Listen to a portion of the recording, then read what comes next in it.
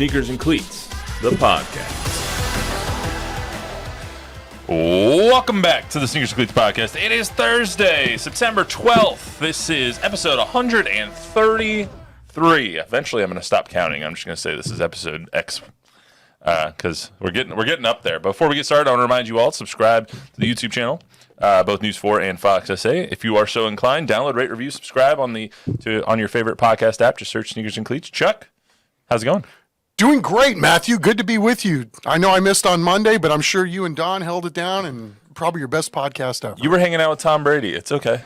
My guy. How was Cleveland on Sunday? So that's an interesting story. I don't know how far you want to go with the Tom Brady thing, but Cleveland was great. It was great walking off the plane to the news that Dak Prescott and Jerry had reached an agreement on a new contract, and I kept thinking, man, isn't it just enough that we have week one and we got the Cowboys in Cleveland, two really good teams, duking it out, start a new season? Nope. That was pretty much the time we walked into the stadium up until kickoff, trying to see how much we could gather. And so turned out to be a very interesting day in that regard, but glad that's over with. You could say that it was more interesting before kickoff than it was after kickoff because that was a drubbing. It was, but it was fun to watch the drubbing and the way it went down. I mean, to me, it was all about the game once the game started, and same thing in the locker room. We'll get into a lot of that today. We're going to talk Dak's new deal. Some details came out, and oh my God, the Cowboys did it again with giving him all the leverage. Boy, did they. Plus, the Saints are going to be marching into Big D this weekend. We'll talk about the Saints coming in and what the Cowboys have to do to have the last laugh in their season opener. UTSA trying to rebound after a tough loss to Texas State, but they're going to have to do it against the second-best team in the country, so that's going to be rough. We'll talk about that. And then our third high school hype squad of the year. We'll talk high school football as we go over the TNL Top 10 and tonight's TNL matchup between the Sotomayor Wildcats and the Brennan Bears. We have so much on our plate. I skipped trivia today. I know you're very upset. I've been pretty good lately, which is a surprise. I did give a couple of layups, though. So. Yes, true that. So we're going to get right into Dak's contract. We're skipping trivia today. So Cowboys gave Dak all the leverage. Once again, biggest bonus in NFL history. So $78.485 million is what he got when he signed on the dotted line. Highest ABV in history, $60 million a year. The kicker here is that there is a full no trade clause once again. There's a full no tag clause once again. There are 3 voidable years. One of them would have a $200 million cap hit in 2030. Obviously, the void years, so it doesn't really matter. But you look at the cap numbers, it would be a $79 or $71 million cap hit in 2028 if they don't restructure his deals and whatnot. So once again, the Cowboys said, here, I'm just going to bend over the barrel myself and give you all the leverage so in 5 years you can do the exact same thing that you just did to us once again. Well said. I don't think I could have said it any better. I mean, and, I'm not saying he hasn't earned the right to make this kind of money. I think he was probably going to make this somewhere. It's a little interesting how we got here and why they did what they did on the day of the first game, but it did create a lot of drama. It probably created a lot more interest.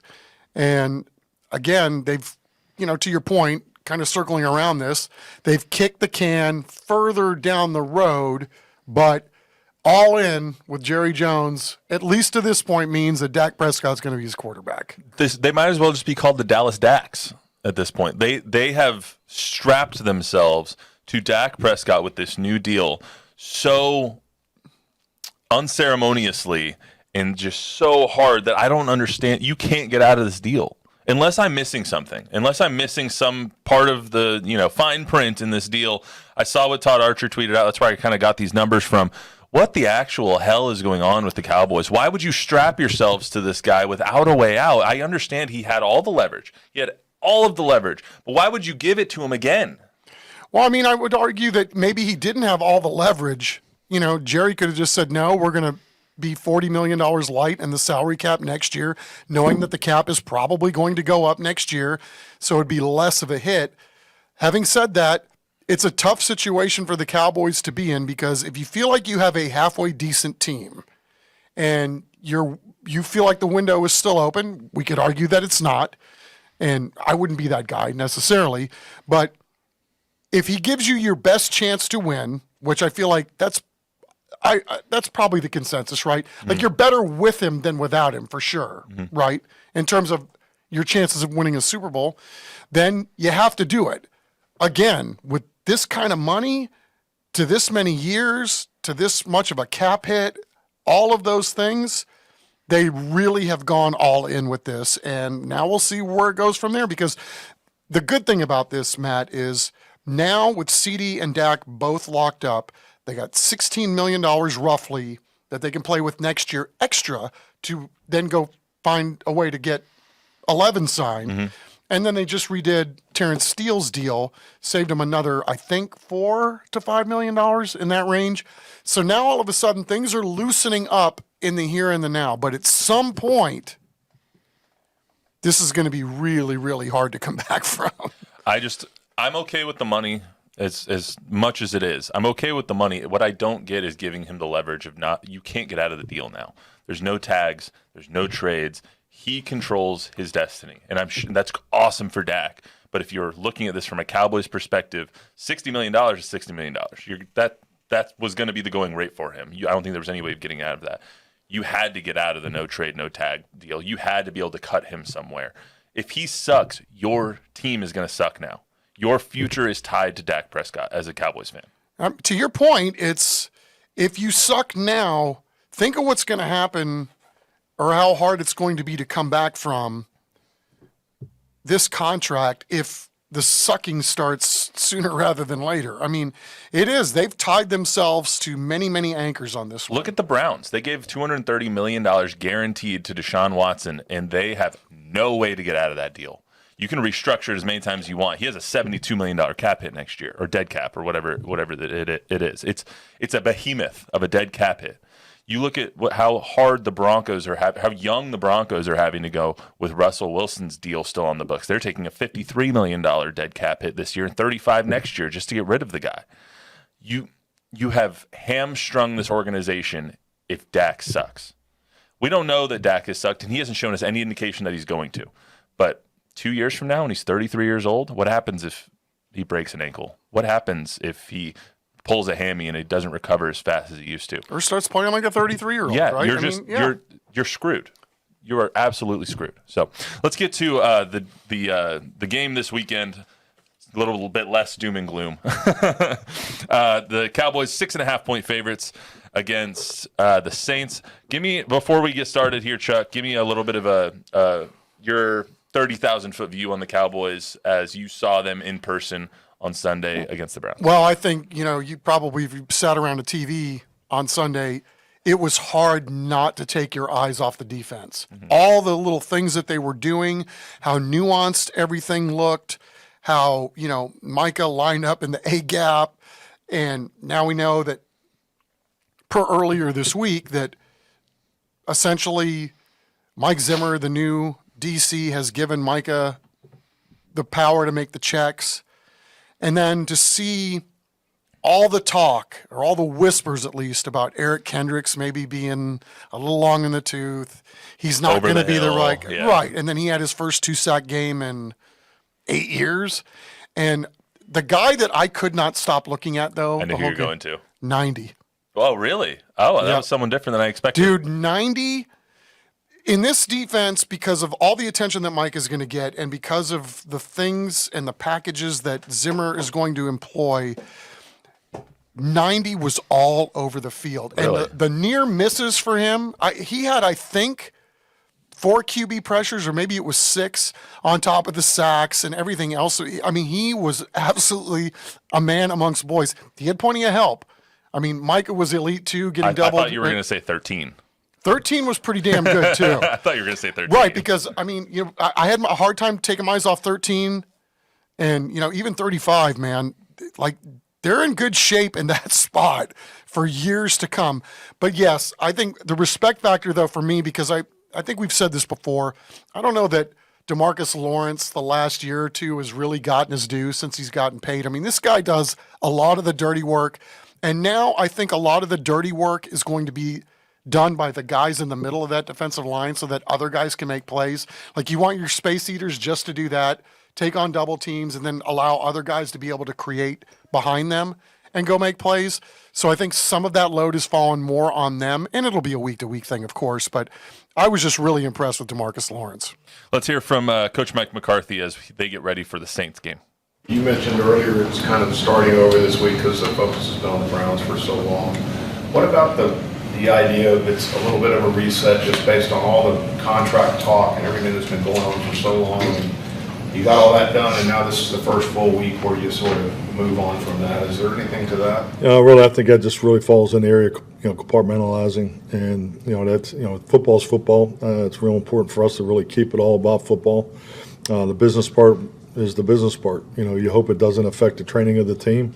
If it does, it's it just becomes part of the challenge. So, really, what I'm talking about is getting into a normal 7-day flow, and which you don't get very many of them here because of our popularity and playing in so many different times and slots, and we go Sunday, Thursday. So just be in anticipation with that. So I think it's important to really get your team into a rhythm and a flow of preparation, because I do feel like it helps you, going into the game. Yeah, I mean, it's a good point too, because the Cowboys are so rarely like a normal schedule. Like everyone wants Sunday at noon. Yeah, exactly. Right. It's not the Texans schedule. It's like a Sunday at noon, and then a Sunday at 3, and then a Thursday, and then a Saturday, and then a Monday. Like it's just they're all over the place. So I think that getting into the schedule of, okay, you played on Sunday, now you're going to play on Sunday again, can help them this week against the Saints. Yeah, and I think McCarthy's done a great job over the years at managing these types of things, and done an amazing job, obviously, since his time in Dallas. And, you really don't want to necessarily have to think about that. But, earlier this year, listening to D'Amico Ryans of the Texans, now that they're on kind of a goofy schedule because of their popularity, he was really concerned about some of that stuff too. So, hats off to McCarthy and the Cowboys for how they deal with this week in and week out every year. Yeah, and they're going to be dealing with the Saints team that coming in, I thought they were a bad team. I did not have high hopes for the Saints coming in, and I don't know how much you can take off of last week because they played the children of the blind of the NFL. I mean, Bryce Young is maybe the worst number 1 pick of all time besides Jamarcus Russell at this point.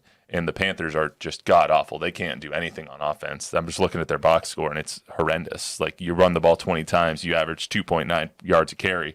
Maybe is that something to do with what the Saints did in Carolina? Yes. Is that something to do with how bad the Panthers are? Yes. I think it's just something like that, so I don't know how much you can take from the Saints' performance. Yeah, it's week 1, so it will be hard to take a lot from it, because whatever the Panthers are now, hopefully they're better, by week 10 or 11 or whatever it's going to be. But, that is an inordinate amount of carries. It reminds me like just the Texans the other day. I mean, Joe Mixon had 30 carries, man. Yeah. Talk about a throwback game, Jordan right? Mason on Monday night, 28 carries. Yeah, I mean, that's like unheard of in this day and age, 30, right? The Saints, sorry, I didn't mean to interrupt you. They had 37 carries last week. So, offense in general wasn't great around the league, but Derek Carr played exceptionally well, 19 of 23 for 200 yards, 3 touchdowns. He didn't have to throw for a bunch of yards because they were hitting on everything. He hit a 59-yarder in like the first drive of the game. And like I said, when you're playing the Little Sisters of the Poor or Little Sisters of the Blind, you don't have to really do much. I think it'll be a much tougher task for the Saints this week, and so does the sportsbooks, with it being a 6.5-point spread in Dallas. I think that as long as they can control the line of scrimmage, which they did last week, they should be able to win this game pretty easily. Dallas is historically a great team at home, especially under Mike McCarthy. They have been fantastic in Dallas, so I would expect that to continue this weekend. I would expect the challenges at the run game be a little more difficult this week, given how banged up the Browns were going into that game last week. But, I mean, hats off for everything that you can want to say about Deshaun Watson, fair or unfair, about what's going on off the field. I mean, that dude made more plays with his feet just to avoid pressure. That guy was under siege all game long and still was able to get rid of the ball, throw it out of bounds, do whatever. I mean, he made some bad throws too, but that was an uncanny performance, watching him just escape pressure because of where it was coming from, how relentless the Cowboys were. And then I thought it fascinating watching the Cleveland sportscasters basically just talk about what a piece of garbage he was as a quarterback. And I didn't see that at all. I mean, he needs a little help out there, for crying out loud. He didn't play well. Did you see what he was under the whole game? I saw how he played. And yes, if you watch Jack's low angle tape of what's going on in that game, and then to see his nuances of how he traverses the pocket and his escapability. And I mean, he drops back and there's a guy in his face. I mean, there was no time to do anything. No, he didn't play well, but it's open receivers as well, though. But it's 11 on 11. It's not, this guy against the whole world. I mean, I don't know. I was just really impressed with a lot of things, despite how bad they were as an offense, and obviously him getting most of the blame. Fair enough. Cowboys minus 6.5 this weekend. Who you got? I hate the spread, man. I know. I'll go with Cowboys. I mean, why not? Feeling good, home opener, and I think that defense feeling its oats the way they were after the game, because I think they know they missed on some things too. But, another week, maybe they have to do it a little differently this week. I'm just curious to see what it all looks like. Smells like a Trayvon Diggs pick six game. It just smells like a defensive touchdown is going to help the Cowboys win this game. Just feel like there's going to be a lot of opportunities for a lot of guys on the back end, given what's going on with the front seven. Yeah, I'll take the Cowboys in the spread or in the points. Like, just they're gonna. I think they win this game. Why not? By 14 to 20. Who's going to hold our feet to the fire anyway? They are. Everybody watching and listening. They won't remember. I hope not. If we're wrong. You won't remember. All right, let's get over to UTSA. As a reminder, you can download this podcast wherever you get your podcast and on YouTube. Just search Sneakers and Cleats. UTSA traveling to Austin to take on the Texas Longhorns this week. Number 2 team in the nation, facing a team that is licking their wounds right now, to put it lightly, after getting destroyed by the rival Texas State 49-10. This game comes about at the worst time for the Roadrunners. Agree. I think we were all willing to give them grace for week 1 against Kennesaw State, where they got to win. But, I don't think we thought that they may have put their best foot forward. And then, I'm going to be honest, I was quite shocked that, not that they lost per se, because I think we talked about this game could go either way, but it's how you lose. So now what? You're going into the Lions' Den, obviously, against arguably not only number 2, but maybe number 1. In the country. I think you got to look for some way to get your confidence back, right? This team has really had nothing that could hang its hat on, and yet the whole meat of their schedule is still out there waiting to be had. So they got to find something, and even if they can hang for a half with Texas, be in the same ball game, something that they can draw some confidence from as they get ready for league play. And then even if things go badly, there's a chance to flip this pretty quickly, because you can still go and win another conference championship and end up in a bowl game somewhere. And so, there's still going to be a lot to play for. But I think the biggest thing right now is, where can they find some confidence? Yeah. Anywhere. You'll hear it from Jeff here in a second. I asked him. He said on Saturday or Monday, I forgot which one it was, that they don't really have their identity right now. And for the first 4 years he's been here, their identity has been pretty set in stone. Like, we know they're going to run the ball. We know they're going to play good defense. We know Frank's going to make some plays. They don't really know who they are right now, because they can't run the ball. Their defense got gashed on Saturday, and they don't have their quarterbacks making plays because they don't have time to throw. But so they have to figure out what their identity is, and it's kind of weird. And I asked Jeff, and you'll hear it in 1 second, at what it is like kind of not having that identity after having it for the first 4 years. This is what he had to say.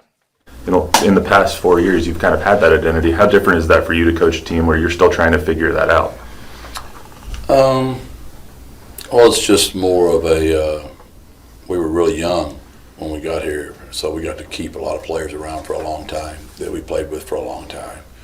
And, there's been an evolution, naturally here lately, that you got to replace those guys. So early in the year, when you had to replace quite a bit, and you happen to play teams that have a whole lot coming back, that creates a tougher chance for you to be successful.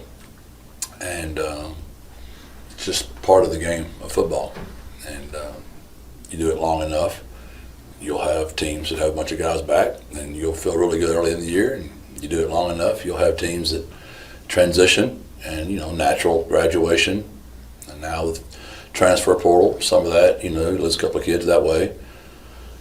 So it's just the evolution of the game. Coach, we saw the huge upset, obviously, this past weekend. NIU over Notre Dame was 28-point upset. Do you go into this game as big underdogs differently than you would? Is it more like, let's go pull off the upset, or let's just go play our game and see where the chips fall where they may? So we just never get into all that stuff, ever.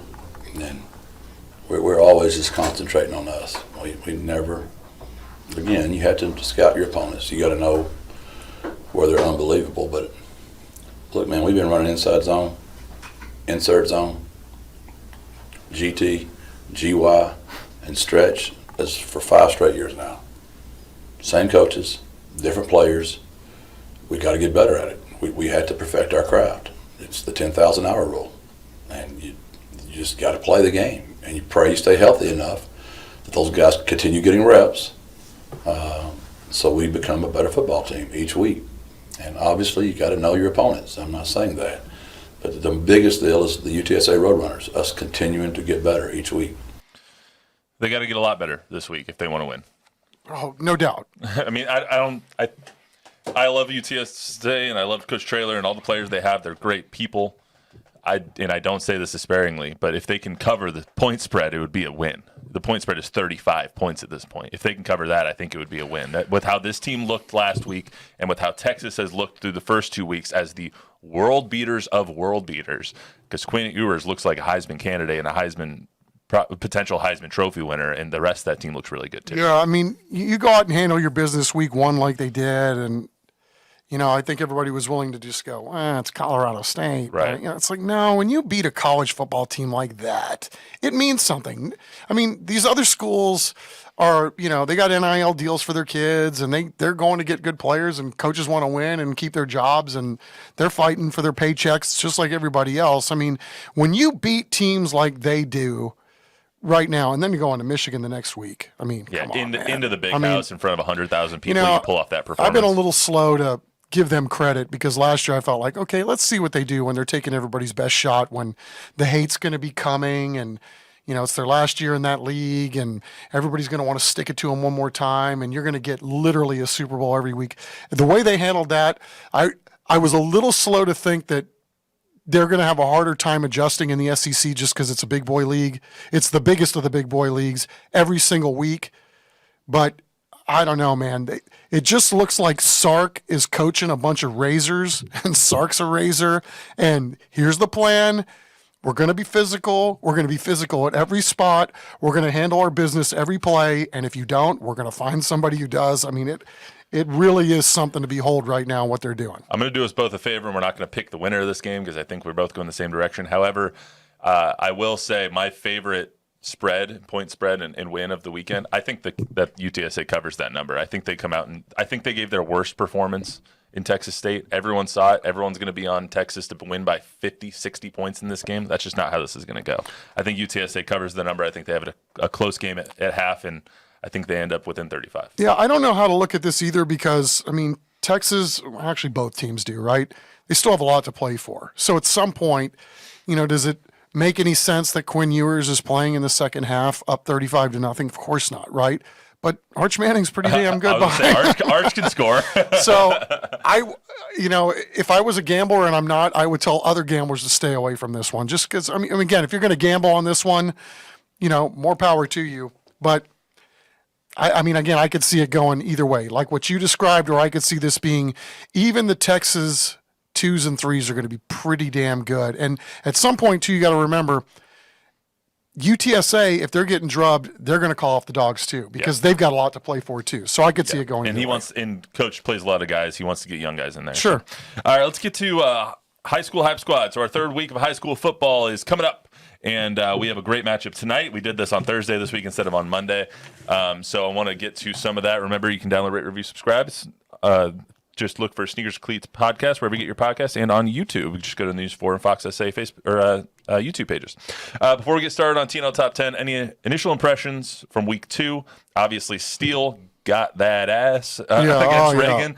That was a surprise. Not that they won, but again, the final score. Right? Yeah, but Steele just can't be stopped. Steele is so good; they Too many cannot be dudes. stopped. They have so many good guys on the offense. So many dudes. They play Westlake next week. That's going to be a banger of a game. Sure, that's what I'm looking forward to. That's going to be one where we finally get the measuring stick. But you have so many good performances all week. What did you see? Well, I like our list. First off, I really do. I mean, I'm really impressed with Brandeis's defense. Reagan, I think, is going to be really, really good. Burbank showed me a lot the other night when we did the game. I mean, the size of that defensive line. I just ran into a buddy of mine in the parking lot. He's like, man, you were way overselling the Burbank guys earlier in the week. And then he goes, we watched one. You are lying. And they were also impressed with the size of some of those kids too. So, I know Burbank's not on our list, but it's a good list. I mean, Smithson Valley getting beat, a little bit of a shocker. But, I mean, again, it just goes to show you the quality of teams that we have week to week. And if you get into a turnover battle and you're losing that side of it, or maybe you're looking ahead, or maybe you're going, well, it's a non-league game, you may find yourself on the short end of a big old stick. Yeah, I was just giving Carlos some crap in the other room about his TNL top 10 because dropping Reagan to 7, which we'll get to in a second, is a little iffy because Reagan will beat any other team in this city besides Steele. I think that they ran into a buzzsaw, and that's just what happened. Let's get to the TNL top 10 without further ado.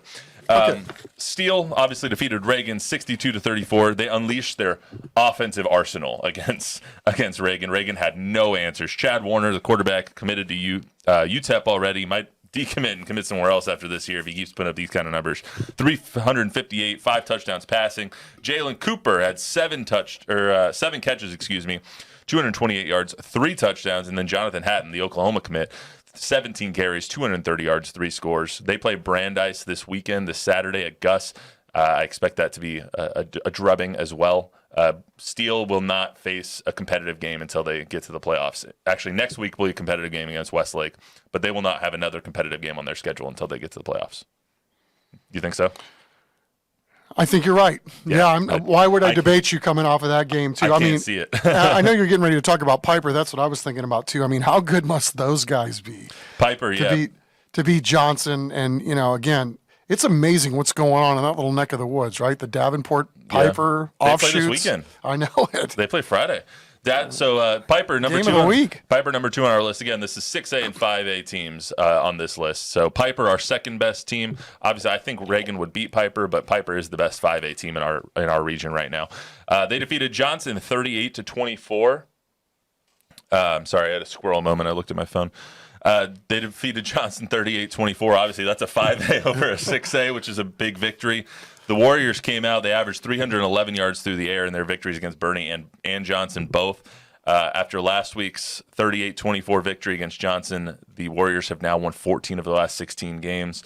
Nick Rogers has these kids cooking. Caden Keith at quarterback, replacing Jake South at quarterback. They hit the ground running this season, and I expect them to do it all year long. They're playing Davenport this weekend, too. That should be a really good game. I think that's 4A, 5A, though, so that should be a pretty solid matchup. Davenport is one of the best 4A teams in our region. Yeah, so. I think we got Alamo Heights here number 3, and that's another program. You can just pencil them in. They're going to be in the top 5, and they're really, really good, too. Yeah, Alamo Heights beat Churchill 21-7. It was a gritty effort. They did not play well. The first 2 possessions of the game, snaps went over their head. I was there for it, so it was a disjointed effort, probably one of the worst games I've seen Alamo Heights play in a long time. Doesn't mean they're not a great team, and they got away with it playing Churchill, but when they start playing a little bit better teams, and not saying Churchill's horrible or anything, but obviously not on the caliber of an Alamo Heights, when they start to play better teams, they can't have those kinds of mistakes. So they're 2-0. They are 3 in our TNL top 10. Their next game's against New Braunfels Canyon, 7:30 p.m. Cougar Stadium this Friday. I believe we'll be at that one. Judson is number 4. This is where I kind of get into the disagreement. I think Judson should be a little lower, and Reagan should be a little higher. Brandeis should be over them. That's just me, though. It's fair. Judson defeated Hutto a last-second field goal, 31-29. They play Roosevelt, 7 p.m. on Thursday, so this evening. Again, we are recording on Thursday here today. They play 7 p.m. today at Rutledge. Brandeis 2-0. They defeated Soto last week. Those are 2 teams we have seen or will see on TNL. Obviously, Soto is going to be playing tonight. They play Steele this week, so they have a rough go on this one. Brandeis is 1-7 all time against Steele. I think their last one came in 2020, if I'm not mistaken. That's 7 p.m. Saturday at Gus.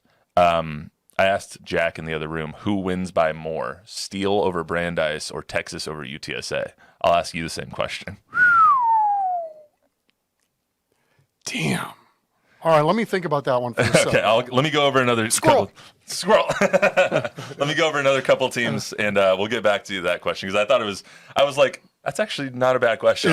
No, it is. It's a bit of a brain tickler. Southwest defeated Lockhart 36-23. Their next game's against Laredo Yeah, Nixon. how about those guys, right? Consistently good every single year. The Dragons, man. Yep. Look, they play Laredo Nixon 7 p.m. Thursday, Southwest Legacy Titan Stadium. Dragons have won 8 of their last 10 matchups against Nixon. They haven't lost against the Mustangs since 2001, so quite a while. I was 6 years old.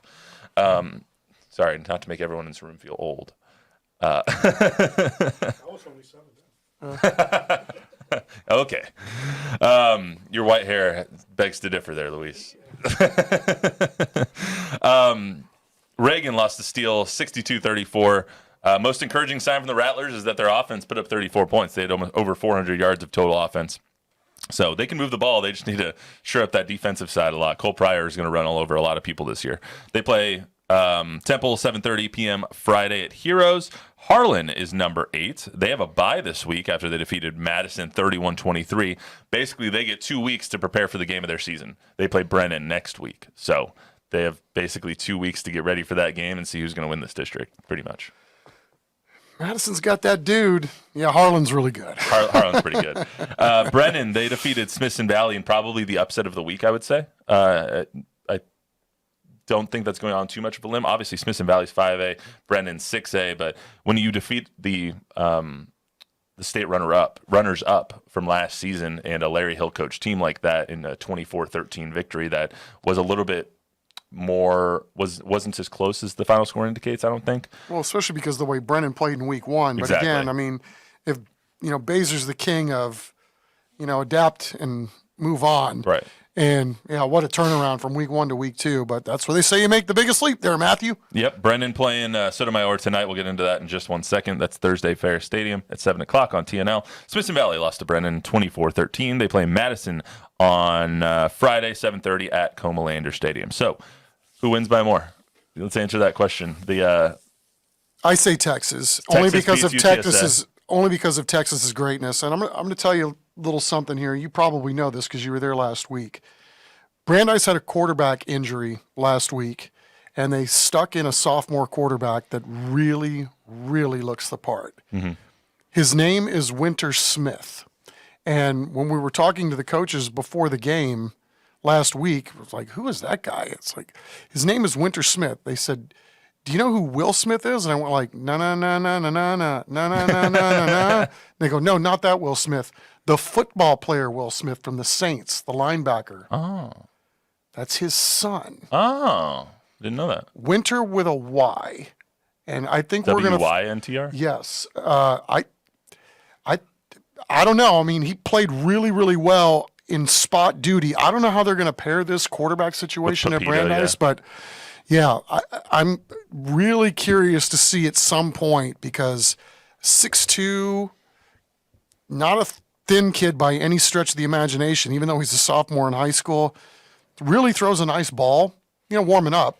That's what I saw. I mean, obviously, incredibly small last week, right? sample size. No, he played well last week in a tough spot and played his ass off. So I'm curious to see when that young man is going to get his opportunities. Obviously, the coaches know best, and so we'll see. It might be next year, but I don't know. I'm really curious to see what Brandeis looks like 10 weeks from now opposed to right now. Right. Let's get into our TNL matchup of the week. Brennan versus Sotomayor. Sotomayor, obviously, in their third season of varsity, fourth season of varsity, something like that. They're very new. Third for Soto? I think it's third. Yeah, I think so too. Just a guess. Yeah, Brennan is 1-1. Obviously, they defeated Smithson Valley in week 2. They have a really young team that's starting to round into form. They didn't look the part against Reagan, but a lot of people aren't going to look the part against Reagan. Let's just be honest. Brennan is going to be one of those teams that you really need to be careful of all year because if they get rolling, just like they did last year, they can make some noise in the playoffs. I think it's going to be a fascinating matchup tonight because Baser says the strength of his team is defensive line, and Morales says that the work in progress is up front on the offensive side. He really likes his skill guys, albeit they're pretty young, but he says we're bigger than we've been the first 2 years. So I think, this is another team, both of these teams actually, who are we kidding, that are going to be a lot better 5 or 6 weeks from now than they are right now as they try to figure some things out. But I think that's why tonight is so intriguing, right? Because I can literally see this going either way. The team that is the most sloppy with the ball tonight is going to lose this football game, bar none. Yeah, let's hear from Coach Steve Baser over at Brennan. This is from my interview with him a little bit earlier this week, Monday morning, bright and early, 7:15 in the morning, and Coach Baser had a lot to say. You guys obviously beat one of the top 5A teams in the state this past week. What was that like for you? How do you think that helps this team going forward? Well, it was a huge rebound game, from the week before. We played Reagan and didn't play great. And I always tell the kids it's easier to learn from a loss than from a win. And I think we took the lessons from the loss and applied them in the Smithson Valley game. And, obviously Coach Hill's great, and they're a great team. And it was a huge challenge, but we wanted to, kind of reestablish ourselves and bounce back. And that's exactly what we did. So proud of the kids for doing that. Played really hard. It was a grinder of a game, but again, it was exciting to come out on top, especially playing at Smithson Valley. What did this team show you coming out of that game? Well, just tons of resiliency and, again, the ability to bounce back, and I think those two things are very important in football. Having the resiliency to adapt and overcome. It's one of my favorite terms from an old movie. But, you got to do that every week. And as bad as we felt after Reagan and as good as we felt after Smithson Valley, those games are both over. All it's about right now is, Sotomayor and the Wildcats and getting ready for the first district game, quick week. Game's on Thursday, so we got to, out of the frying pan into the fire and get ready to go against a great team. Tell me a little bit about Sotomayor. What are you seeing, and what do you guys have to do to win that game? Yeah, they got a lot of guys back. Their skill positions are good, across the board on offense. They got, big, tall, fast receivers. They got good running backs. They're deep at running back. They got a pretty dynamic quarterback that can run the ball. O-line's pretty big. Defensively, they fly around. They line up well. They do a lot of good things. So, it's one challenge to the next. And again, first district ball game, so we got to be on our P's and Q's and be ready to go. What do you know you're getting from a Juan Morales coach team? Well, kind of what I just said. They're going to be covered on every area of the game: offense, defense, special teams. Kids are going to play hard. They're going to play discipline. They're going to know their job, do their job. Kind of same thing that we do a lot here, and should be a heck of a game. Again, short week for both of us, so we got to get ready for Thursday, and today's Monday, and clock is ticking. So we're trying to get this thing done and ready to go. But excited about the opportunity. Again, starting a district game against a great team, and looking for a great performance again. You guys are playing on TNL this week. What is that experience always like for you? We try to teach you guys, I feel like, every year. So what's that experience like for you? Well, we're lucky at Northside because we play Thursday, Friday, Saturday every week. So it gives us great options to get chosen for these games. But it's always fun, when you guys come out and kids are on TV and, if you win, you get the little trophy and all that kind of stuff, and kids get fired up about that. So anytime there's a little extra attention on the school, the community, all the great things that happen, in high school football and just in schools across the country, and yet we get to highlight those on TNL, and you guys do a great job of that. So another opportunity for an exciting game and a lot of exposure, and should be fun for everybody. I love Coach Baser's voice. It's always It's in mid-season form. It's always so every day. It does remind you of the guy from Fantastic Four a little Michael bit. Chiklis, is that the guy's name? The Thing. It's Yeah, like- yeah. Before he turns into the Thing, of course. Yeah, we're not because saying Baser's a good-looking the dude, Thing. man. He's also a very nice guy. So Yeah. I'm not saying he's the Thing. I'm just saying the voice of the Thing. Oh, you should hear what he says about us, so it's all good. Yeah. Yeah, I'm sure. Speaking of Soto, obviously you said it's going to come down to the trenches, offense and defense. They have a sophomore quarterback, and they are a very run-heavy team. A lot of RPO, a lot of triple option. They were literally, when I was out there, doing a triple kind of pass or a lateral drill, so they could tell Chauncey Moon, okay, this is how you need to lateral it to your back when they do the triple option and stuff like that. So it's going to come down D-line, O-line, and then how much Chauncey Moon turns the ball over. He's a sophomore quarterback. He's very young. He is a little bit turnover prone. If he doesn't turn the ball over, Soto's going to have a chance. I think so too, but Brennan's got a young quarterback too and a young running back, so I think the odds are even, right? This is good old-fashioned district rivalry, although it's blossoming. These two coaches cut their teeth together back in the late 90s together, so they're good buddies, but rest assured, when we tee it up tonight, they're going to want to kick the crud out of each other. And, it's two old chess masters. They know what they're going to get, and it's who's going to be the team that executes the best. It's so funny, too, going to the practice and seeing their coaching styles, because you see Juan Morales, and he's one of those, he walks around and checks on the different position groups, and he's like, get on it. And he gives a little encouragement. When you see Baser, he's literally running the punt drill, and he's throwing passes to everybody. He's acting as the quarterback. By the way, we don't ever want to funny. see him throw passes again. By the way. We're going to have to find another coach for that. He's literally running. We can tell what position he played. He almost blocked a punt in practice. I was like, what the hell are you doing, man? Right. But anyway, let's hear from Coach Juan Morales over at Sotomayor real quick, and then we'll get out of here. Is there a sense of like preseason's over, now it's time for the real thing when you start district play like this? Absolutely. We go into a season and we understand everything that we do before that first district game. It needs to be a failure at some point because we need to be able to learn and push ourselves. What is our extent? What exactly do we need to work on?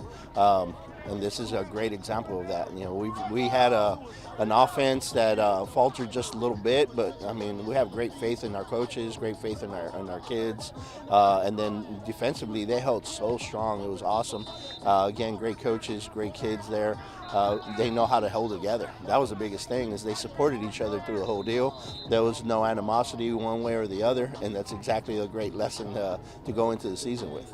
You guys are starting out district with potentially your hardest opponent of the year. Is that a good thing or is it a bad thing? You know what? It's a great thing. I've known Coach Baser now since 1999. We coached together back at John Jay High School, and back then, even then, everything was competitive. And so being able to see each other grow and have some great success as we've gone through the years, we want to be able to have a great show against the Brennan Bears. He's established such a great team, and they have such great kids over there, great athletes. This is a great way to get it started, and then to have it spotlighted on Thursday Night Lights. You guys do such a great job. We're really looking forward to it. Speaking of TNL, it's obvious you guys are only in your third year of the program, but you're becoming a TNL mainstay. I think we've had you every year on. Yes, sir. So what is that experience like, and do you guys enjoy playing on TNL in front of thousands of people on TV? I think so. I think sometimes when you want to be a big player, you got to do what big players do, and that's something that some of our coaches, in fact all of our coaches, kind of preach.